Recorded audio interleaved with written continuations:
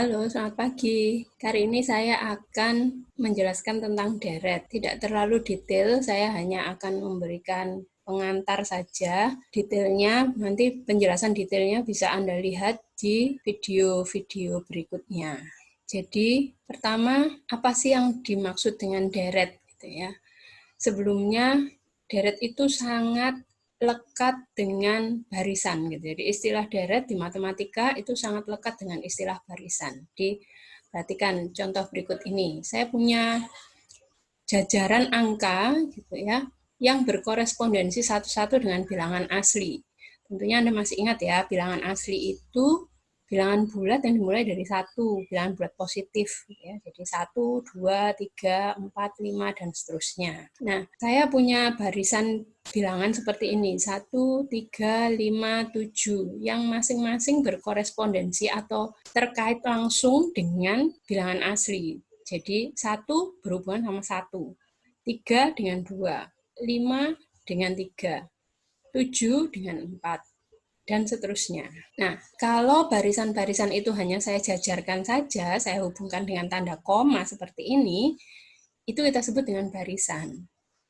Tapi ketika bilangan-bilangan tersebut kita jumlahkan, maka susunan itu kita sebut dengan deret. Jadi istilah sederhananya, deret itu adalah jumlahan dari barisan. Secara visual, kalau kita perhatikan, bedanya cuma di tanda hubungnya. Kalau barisan dihubungkan sama tanda koma, kalau deret dihubungkan dengan tanda plus, jumlahan, tanda tambah. Ya. Nah, di deret kita mengenal dua istilah. Istilah yang pertama UN, namanya suku ke N. Kita menyebutnya suku ke, gitu ya, suku ke N. Jadi Anda lihat ini suku ke-1 adalah 1. Suku kedua, gitu ya, karena ini N-nya 2, gitu ya, suku keduanya adalah 3. Suku ketiganya 5, suku keempatnya 7. Nah, kemudian yang menjadi tugas kita adalah mencari polanya. Kalau gitu, kalau suku pertamanya 1, suku keduanya 3, suku ketiganya 5, suku keempatnya 7. Nah, lalu suku ke N-nya apa? Nah, dari sini kan udah kelihatan jelas ya, polanya adalah suku ke N-nya adalah 2N min 1. Coba aja dicek kalau N-nya 1. 2 kali 1 dikurangi 1. 1, betul kan? Kalau N-nya 2. 2 dikali 2 dikurangi 1. 4 kurangi 1, 3. Betul ya. Itu seterusnya. Nah, kemudian kalau di barisan cuma ada UN, hanya ada suku ke N pembahasannya. Tapi kalau di deret, itu karena deret itu tadi jumlahan dari suku-suku barisan, maka di deret ada SN istilahnya. SN itu adalah jumlahan N suku pertama. Jadi kalau saya sebut S1, S1 itu berarti jumlahan satu suku pertama. Atau karena dia cuma satu suku, ya pasti sama dengan suku pertamanya. Jadi kalau di sini suku pertamanya 1, S pertamanya, jumlahan satu suku pertama ya juga pasti 1. Jadi kalau U1-nya 1, S1-nya pasti juga 1. Nah, S2 itu berarti jumlahan 2 suku pertama. Nah, suku pertamanya tadi 1, suku keduanya 3. Kalau saya jumlahkan 1 ditambah 3 jadinya 4. S3 berarti 4 ditambah 5. 1 ditambah 3 ditambah 5. 9. Begitu seterusnya. Nah, sama kayak tadi, menarik untuk menebak apa ya jumlahan N suku pertamanya. Jadi, apa SN-nya, apa polanya? Coba dilihat ini sekarang. Kalau 1, 1. Kalau 2, 4. Kalau 3, 9. Kalau 4, 16. Nah, mudah ditebak bahwa SN-nya adalah N kuadrat. Itu beberapa istilah dalam deret yang harus kita ketahui sebelum kita belajar lebih jauh tentang deret. Kemudian, kenapa ini masih saya beri titik-titik lagi? Menarik untuk dipelajari adalah apa yang terjadi kalau deret ini kita jumlahkan sampai suku ke tak berhingga. Kalau berhenti di sini kan berhenti sampai N saja. Lalu kalau sampai tak berhingga, seperti apa ya jumlahannya? Itu menjadi menarik. Contohnya ini yang sekarang sedang kita hadapi bersama, misalnya membicarakan tentang jumlah pasien di rumah sakit. Ya, jumlah pasien di rumah sakit itu perlu kita ketahui atau perlu kita tebak berapa jumlahnya sampai nanti. Sampai kapan? Sampai ya kalau bisa sampai seterusnya, sampai suku tak berhingga. Kenapa? Karena dengan kita tahu apa yang terjadi kelak, maka kita bisa menyiapkan dari sekarang. Jadi misalnya kalau kayak sekarang, kalau kita tahu berapa, nantinya nih akan mencapai berapa sih jumlah pasien yang di rumah sakit loh ya, bukan jumlah pasien yang sakit. Karena kalau yang di rumah sakit saja itu jumlahannya kan akan tergantung dari jumlah pasien yang terinfeksi sekarang, dikurangi jumlah pasien yang sembuh. Gitu. Jadi kalau yang sembuh kan sudah pulang. Gitu. Nah begitu. Untuk apa? Untuk bisa memperkirakan. Berarti berapa sarana prasarana, tempat tidur, ventilator, dokter, perawat yang harus disiapkan untuk menghandle pasien sejumlah itu. Gitu. Makanya menarik untuk tahu bagaimana perilaku deret ini sampai ke suku tak berhingga. Nah, ada dua cara menulis deret. Yang pertama, dengan disebut sukunya satu-satu, kayak gini. Ini namanya ditulis secara eksplisit. Atau dengan notasi sigma. Kalau pakai notasi sigma, konsekuensinya adalah Anda harus tahu pola suku ke N-nya. Kalau ditulis satu-satu, nggak perlu tahu, kan ditulis aja. Nih jumlah suku pertamanya apa? Suku pertamanya setengah, suku keduanya 2/4. Ya, ditulis saja tanpa kita tahu polanya apa. Tapi kalau kita tahu polanya, penulisan ini bisa dibuat menjadi lebih ringkas dengan notasi sigma. Di sigma ini tuh UN-nya, ya. Kalau Anda perhatikan ini kan sesuai dengan suku-suku yang tertulis di sini. Itu cara menulisnya.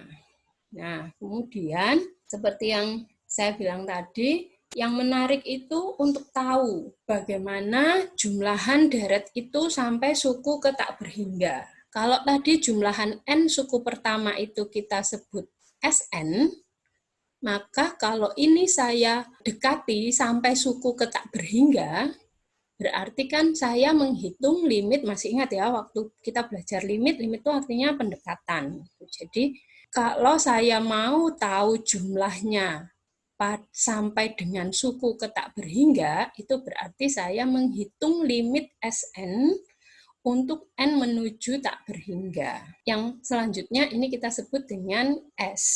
Nah, kalau nanti ternyata S-nya ini adalah bilangan tertentu, ya, jadi jumlahannya itu menuju ke angka tertentu, maka deret itu disebut deret yang konvergen. Selain itu, jadi kalau limit SN-nya itu tak hingga atau tidak ada, maka deret itu disebut deret yang divergen. Nah, yang menarik adalah membicarakan tentang deret yang konvergen gitu. Karena kalau dia konvergen kayak tadi misalnya jumlah pasien itu ternyata konvergen ke angka tertentu gitu, maka angka itu bisa kita pakai sebagai patokan untuk memperkirakan sarana dan prasarana yang harus dipersiapkan. Nah, pertanyaannya kemudian, kalau ada deret, pertanyaannya selalu deret ini konvergen atau tidak? Itu pertanyaan yang muncul. Ini contohnya, deret kita yang tadi, sigma 2N-1. Kalau saya tulis secara eksplisit kan seperti tadi 1 tambah 3 tambah 5 tambah 7. Tadi sudah kita tunjukkan bahwa deret ini itu SN-nya adalah N kuadrat, betul kan? 1, 4, 9, 16 gitu toh. Jadi SN-nya N kuadrat. Nah, kalau kita hitung limitnya, limit SN itu masih ingat kan dulu kalkulus 1 karena N-nya menuju tak hingga, limit N kuadrat berarti tak hingga juga. Nah, karena S-nya tak hingga, maka deret ini kita sebut deret yang divergen. karena hasil limitnya tak berhingga. Seandainya ada deret lain yang hasil limitnya angka tertentu, walaupun angkanya besar sekalipun, tetap deret itu kita sebut deret yang konvergen. Terus, nah ini contoh berikutnya. Saya punya deret seperti ini. Sigma N per 2N plus 5. Kalau seperti tadi, saya tulis satu-satu gitu ya, UN-nya kan ini, 1/7, 2/9, 3/11, 4/13, dan seterusnya. Nah, deret ini kalau saya cari jumlahan N suku pertamanya, suku pertama gampang ya, 1/7. Suku kedua, 23/63. Karena 1/7 ditambah 2/9. Suku ketiga, jumlahan 3 suku pertama itu menjadi 23/63 ditambah 3/11. Jadinya 442/693. Nah, kalau sampai sini Anda sudah bisa menemukan polanya, ya silahkan diisi ini SN-nya berapa. Gitu. Kalau belum, ya harus dicari lagi. Tapi kalau lihat angkanya ini aja, kayaknya belum udah males duluan ya mau cari polanya. Nah, pertanyaannya kemudian, kalau kita mau tahu deret ini deret yang konvergen atau tidak, apa harus mencari SN-nya? Jawabnya tidak. Ya, jadi kita punya alat lain untuk menguji konvergensi suatu deret. Alat yang pertama itu namanya uji suku ke N. Uji suku ke N itu statementnya seperti ini, pernyataannya seperti ini. Jika sigma UN konvergen, jadi kalau ada deret yang konvergen, maka limit UN-nya pasti 0, atau UN-nya pasti menuju 0. Nah, pernyataan ini itu ekivalen atau sama dengan kalau ada deret yang suku-sukunya tidak menuju 0, maka deret tersebut pasti divergen. Saya beri contoh ya, tadi kasus kita yang kita tidak berhasil mendapatkan SN-nya tadi, kalau saya cek UN-nya adalah N per 2N plus 5. Relatif lebih mudah saya cari polanya daripada saya mencari polanya SN. Kalau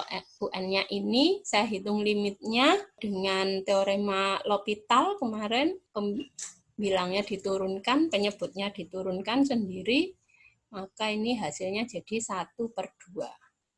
Nah, 1/2 itu tidak sama dengan 0. Karena limitnya tidak menuju 0, limit UN-nya tidak menuju 0, maka kita bisa simpulkan bahwa deret di atas adalah deret yang divergen. Contoh berikutnya, saya harapkan memperjelas pernyataan dari uji suku ke N ini tadi, supaya Anda tidak salah. Contoh berikutnya ini, saya punya deret sigma N per 2 pangkat N. Ya, saya tidak repot-repot mencari SN-nya lagi karena sudah ada UN di sini. Saya hitung saja limit UN-nya. Limit UN-nya seperti tadi, kalau saya pakai teorema L'Hopital, maka limit UN-nya jadi 1/2 pangkat N ln 2, karena 2 pangkat N kan turunannya 2 pangkat N ln 2. Terus kalau N-nya saya masukkan tak berhingga, 2 pangkat tak berhingga kan besar sekali, sehingga limit ini menjadi 0. Ingat pernyataannya tadi, jika limit UN tidak sama dengan 0, maka deretnya divergen. Padahal hasil yang kita peroleh sekarang, limit UN-nya ternyata sama dengan 0. Maka kesimpulan apa yang bisa kita ambil? Simpulannya kita tetap belum tahu apakah sigma N per 2 pangkat N ini konvergen atau divergen. Jadi, tadi kalau saya pakai definisi yang SN tadi, saya pakai ini, apapun hasil limitnya, saya selalu bisa menarik kesimpulan. Kalau limitnya hasilnya angka tertentu, maka deretnya pasti konvergen. Tapi kalau limitnya hasilnya tak hingga atau enggak ada, berarti deretnya divergen. Tapi kalau saya pakai uji ini hanya bisa mengambil kesimpulan kalau limit UN-nya tidak sama dengan 0. Dan kesimpulannya adalah deret yang kita uji adalah deret yang divergen. Jadi uji yang ini tidak akan pernah memberikan hasil kalau deret yang kita uji itu adalah deret yang konvergen. Nah, lalu bagaimana? Kita perlu alat-alat uji yang lain. Itu yang akan Anda pelajari berikutnya.